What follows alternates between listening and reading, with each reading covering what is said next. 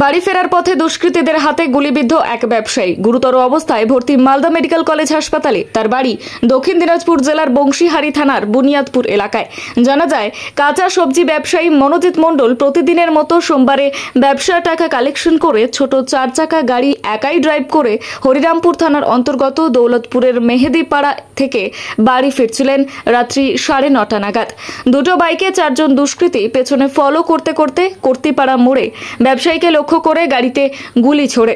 ডান কানের নিচে গলায় এবং ডান কাঁধের নিচে পিঠে দুটো গুলি লাগে ব্যবসায়ীকে। ঘটনাস্থলে ব্যবসায়ী অজ্ঞান হয়ে পড়লে তার কাছে থাকা ব্যবসা কালেকশনের ব্যাগ সহ টাকা নিয়ে পালায় দুষ্কৃতীরা। ঘটনায় ছড়িয়ে পড়ে এলাকায় চাঞ্চল্য।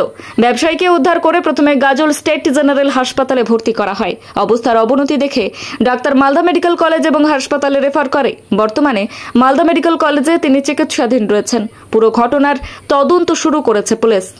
Bureau report, news hunt TV. এখানে ঘটনা ঘুরেছে যেটা আমরা কর্তিপাড়া, একটু ভালো করে বলিস। কর্তিপাড়া বলতে পারছি না, কর্তিপাড়া মোড়। কর্তিপাড়া কজন ছিল ওরা? ওরা দুটা বাইক 4 জন ছিল। 4 জন ছিল। আপনি কিসে ছিলেন? আমি 4 চাকা। আচ্ছা, আমার গাড়িতে গুলি করে, তারপর সামনে গুলি করে।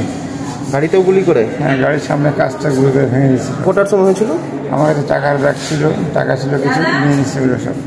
কটার সময় হয়েছিল ঘটনা? 9:25, 24-25। সকালবেলা না, সন্ধ্যাবেলা, রাত্রিবেলা 9:25। আপনার সাথে কেউ ছিল আর? না, আমি একাই ছিলাম। ওরা কজন ছিল? 4 জন, দুটো বাইক। দুটো বাইকে? হ্যাঁ। এটা কি বংশীহারি থানার আন্ডারেই পড়ে? এটা ওই জায়গাটা আমার জায়গা, ওটা হরিরামপুরই পড়বে। থানা হরিরামপুর পড়বে ওটা? হরিরামপুর এলাকাটা বংশীহারি পড়বে, বংশীহারি।